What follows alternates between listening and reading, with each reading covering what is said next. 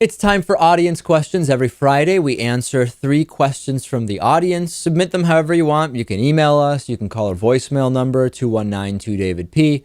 First question from Heather. Who will be the first Republican candidate to drop out of the campaign? Well, I think we have to sort of answer this based on the people that are running so far.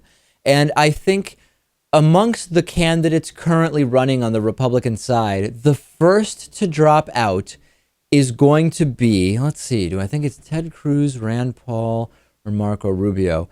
I think it's going to be Marco Rubio. And the reason I say that is I think he's running for vice president, whereas I think Ted Cruz has even less of a chance than Marco Rubio. I just think Ted Cruz is not running for vice president. He's not going to have any chance at being the nominee either. He just wants to stay in this thing as long as possible for fundraising purposes. So I think it's going to be Marco Rubio, and I know that I could be drastically wrong. He may end up staying really late, but I'm just basing that on my idea that he's running for VP. I think that that's probably going to be the case as well. I also happen to think he's the most incompetent of all the candidates at the moment. Probably there's just something very weird and awkward and seemingly, he just seems to me like he exudes this like inexperience almost.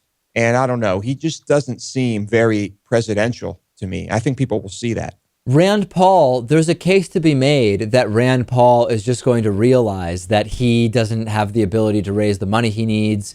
And the small donors that were often the trademark of his father, Ron Paul, in these campaigns are just not going to get him too far.